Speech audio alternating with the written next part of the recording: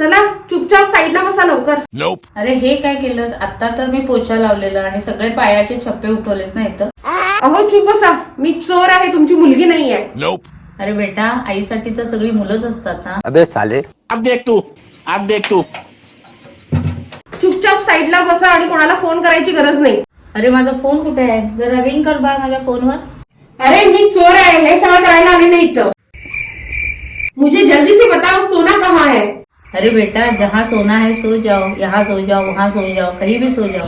अरे सोना नाही, सोना गोल्ड मागायला मी गोल्ड. सोनं माझ्या माहेरच्यानी पण घातलं नाही मला आणि सासरच्यानी पण घातलं नाही. आणि आता तर सोन्याचे भाव दाम दुप्पट झाले, मग सोनं कुठून घ्यायचं बेटा? हा सोनं नाही तर लवकर कॅश काढा, कॅश.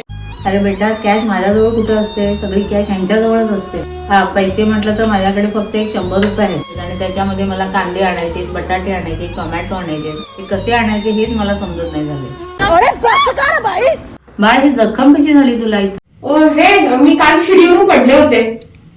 थांबा बाळ, तुला मी हळदीचं दूध आणून देते. हे घे बाळ, तुझ्यासाठी मी हळद दूध आणले, हे पी, तुला बरं वाटेल. शाबाश बेटा, बहुत बढ़िया. अरे बाळ, तुझ्या चक्कर मध्ये 8 वाजले बघ. मला स्वयंपाक करायचा आहे. तू काय कर, ही घेवडी मोड आणि मी जाऊन तिथं डाळ बघते.